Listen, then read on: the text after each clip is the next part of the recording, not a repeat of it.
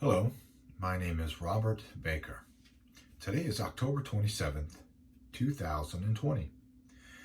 I would like to share a story with you that happened about 25 years ago on a military installation by the name of Fort Bragg in North Carolina. So, when I was in the Army, I was part of the 82nd Airborne Division, and on October 27th, 1995, a brigade was supposed to get together in a little place called Towle Stadium to kick off a mission assumption run, a 6-week cycle in which they were on a 2-hour recall in case anything happened. Then they were the ones that were going to answer that call. So we had gotten in a new soldier the night before, and this was his first day. I was in charge of him. I was only a little private first class, so an E3. My squad leader couldn't be there as he had staff duty, so his last words to me was to look after this new soldier, take care of him, make sure that, nothing happened to him and all that. So on the morning of October 27th, we got together at our unit, I think just before 6 o'clock, and it was about a mile jog down to where Towle Stadium was. We went down the main road. When we got to the corner, we took a right, went down the little hill, and then there's a little path that leads into Towle Stadium with woods on the right, and then you make it onto the soccer field. And it's got a hill on 3 sides. Lots of bright stadium lights. It was foggy that morning. It's still pretty dark. I think we got down there just before 6. So when we first showed up, they put us in a position in the giant rectangle formation where we were in the back and there was nobody in front of us. So after somebody, I guess, noticed it, they moved us up front. They didn't want that gap in the front. And a little bit later, the MPs, I think it was, came in behind us and they filled that spot. So as we were sitting there, different guys have to use the restroom, whatever. There was a little gym right up the hill to the left. So some of the guys would run up there. Some would run behind us just beyond the fence line where the woods were, and they'd, go take a leak out there. So just before 6:30, they got us back into formation, started getting us all together. I believe the brigade commander, Colonel Scroggins, came down. Now, it's my understanding, this being my first mission assumption run, they would normally face the woods behind us and the hill would be at their back, but this time the woods were behind them. So I remember standing there on the field, the bright lights, and there was a little wooden podium, a little building, a break wall, and the hill, like I said, on 3 sides. Colonel Scroggins, he talked about how it was going to be a good morning and a good run and a good mission assumption cycle and all of that. And then Reveille, where the flag was being raised, was being played.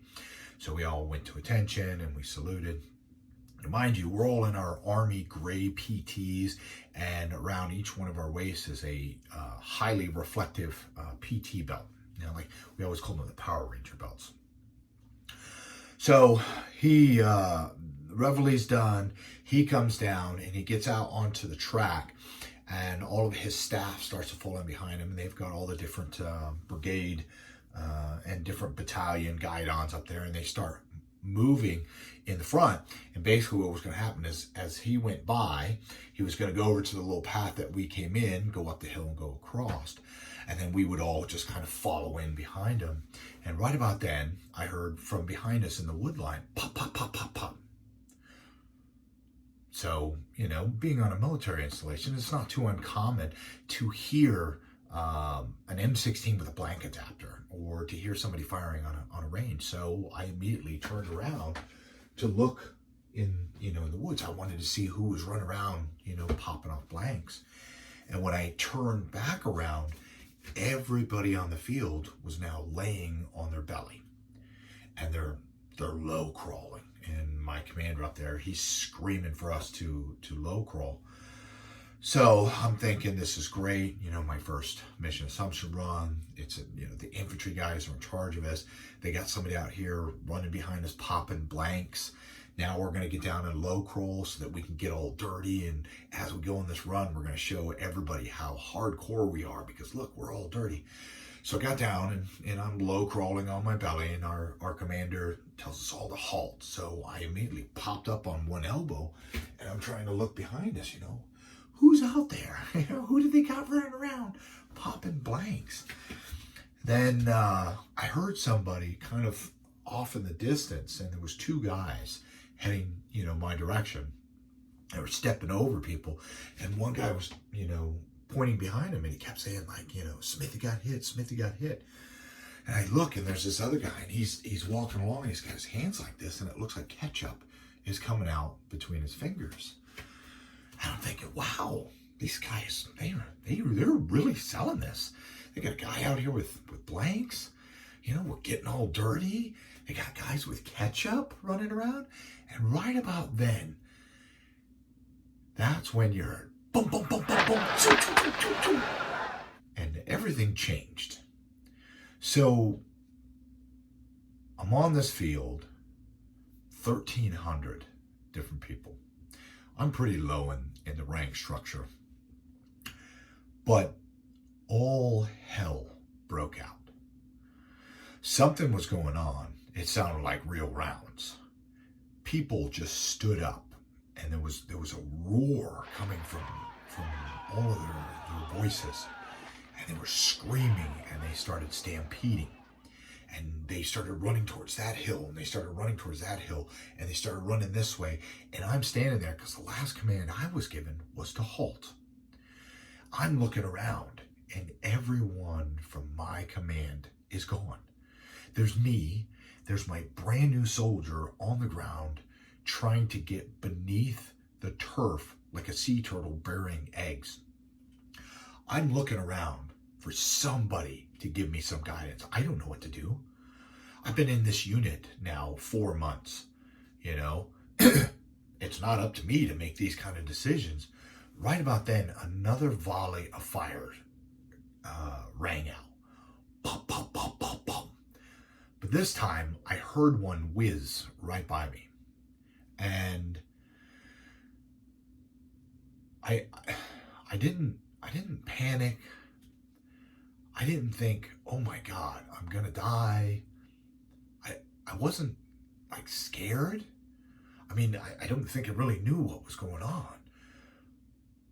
But I knew I had to move. I had to do something. So in the absence of orders, I looked down, I saw my soldier, and it was up to me to take care of him, to, make sure nothing bad happened to him.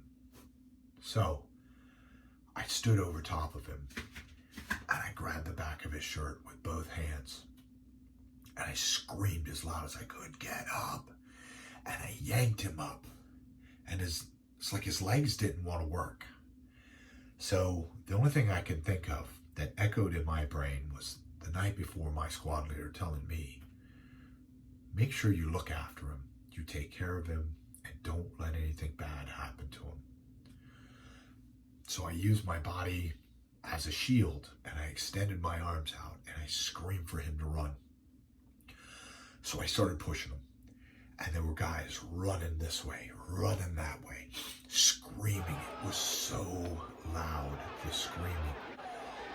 And their feet hitting everywhere. It was this constant, like, rumble, like thunder in the distance, or a train coming down the tracks that you can't see yet. So I started pushing them, and we started running. More bullets rang out. And some of the bullets went by close. And some of those bullets, you could hear that they made impact. And there's a sound when it hits. And then there would be a scream right after. And I wasn't worried about me. I didn't want him to hit my soldier. So I pushed him, and we ran, and it looked like everybody was going towards one of the hills. And as we ran, and the bullets went by, and I heard it hit people, it took everything I could have. When you're in the Army, they teach you that you don't leave anybody behind. teach you first aid. And even though I didn't know many of these guys, they were my brothers. They were my brothers in arms. And when you see a fallen soldier, you render help no matter what. And the only thing I could think of was to get my soldier off of the field. So I pushed him and we ran, and I had to pull him this way and I had to pull him that way. And more bullets rang out. And as we were running, I heard one guy scream, and he seemed to grab for his face, and I thought I saw a fan of red, and I ran right by him. And we ran for the hillside. And I remember during one of the volleys of fire, a tracer round came so close to my leg that I still feel the heat on my leg.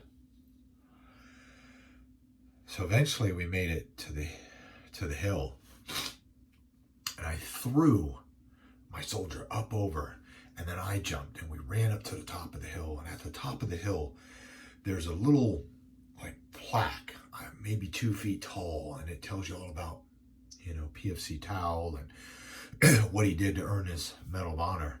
And behind that, as I'm standing at the top of the hill and soldiers are running every way, and the flashing of their PT belts, like a really bizarre disco, there were like 3 or 4 guys stacked up shoulder to shoulder behind the statue, huddled, just hiding. And in the street where the curb was, there were soldiers laying on their stomachs with their shoulders pressed up against the curb trying to hide. And across the street was my battery commander with the guide on, which is a flag with our unit on it. And he was screaming for our battery to get together, form up on him. So I pushed my soldier and said, go over there, go over there. Because as we had jumped the hill, another soldier had hit the ground right next to me. And so one of the guys from my unit was right there. And I said, hey, we got to go back and get him, So we ran down the hill past the soldiers coming up and the bullets flying. And we grabbed the soldier's arms and we start running up the hill, and we're dragging him behind us when all of a sudden the arms get jerked out. And we hear, what are you guys doing? We're like, didn't you get hit? And he goes, no, I tripped over the wall and I must have knocked myself out. So we pick him up and we run up to the hill and we go across the street, and our battery commander had lost it. Here it is, somebody's shooting, people are running everywhere, and he wants us to have a formation across the street, and he wants us to get dressed right dress. So we're trying to do it. We're standing next to each other, trying to push off of each other and do what he tells us, and eventually more shots are coming. So we took off behind a building, and he tried to get us in formation again, and eventually 100 guys come around the corner and they're screaming, here comes the shooter. So we all took off. And in between the buildings were what we called a breezeway, where the dumpsters were, and it was the back end of the buildings, and we're hauling butt, looking behind us, and anybody that we see, we're screaming, get inside, get inside. There's a shooter and he's coming, and people are scattering. There was guys all rigged up for pre-jump, and they're trying to waddle themselves back into the building because they've, got parachutes on and stuff. And our guy on there was running with this 6-foot flag, looking over his shoulder, and ran right into a dumpster, busted the flag right across his stomach, fell down. We had to turn around and come back and get him, and he was all dazed, and he had part of the guide on, and I think I had part of it, and we just took off running. And we got all the way back to our unit. It was, like I said, it was about a mile, and we ran fast. And we get back there, and old Sergeant Holberg, Bob Holberg, he's a big guy. I think he was on his way out on a medical chapter, couldn't run more than 10 paces in any other run, was back there huffing and puffing, asking us what took us so long. And that's how I remember the mass shooting at Towle Stadium, Fort Bragg, North Carolina, October 27th, 1995. So I want to throw out a tribute, because I think the unsung heroes, and I'm sure you want to know. So the shooter was angry at his unit, and where his unit was supposed to be was where my unit had formed up. As I said, they normally face the opposite way. The unit behind us, I believe, took 7 casualties that morning. A special forces team was making its way down one of the roads, and they heard the gunfire, which wasn't too uncommon for being on a military post. But when some of the bullets hit close to them, they knew it was real. They went into the wood line, saw this guy standing up, and he was getting ready to move in.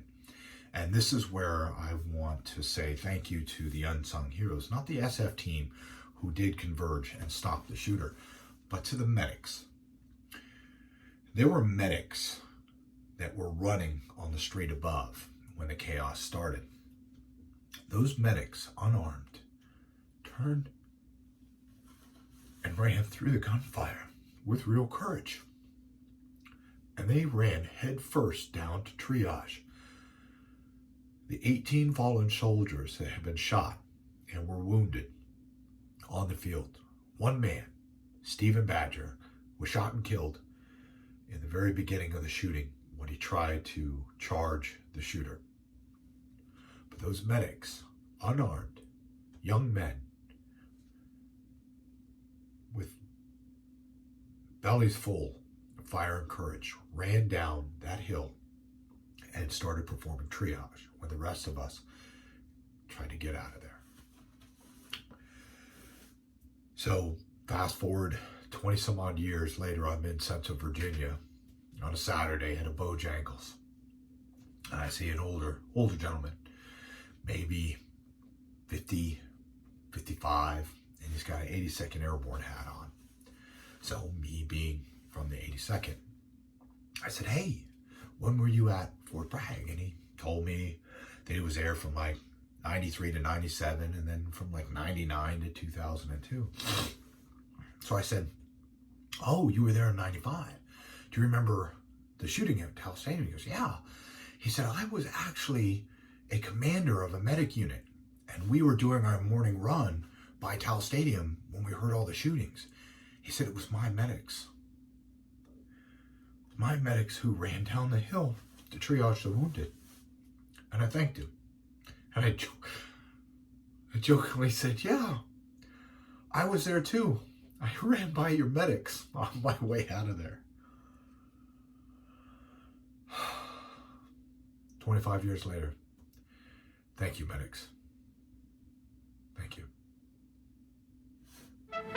From ABC, this is World News Tonight with Peter Jennings. Good evening. We begin tonight at the nation's largest military base. Early this morning in the darkness and the fog at Fort Bragg, North Carolina, more than 1,000 soldiers were assembled for morning exercise when a sniper opened fire. In seconds, one serviceman, a major, was killed, 18 others shot and wounded. In Fort Bragg tonight, ABC's Mike Von Friend.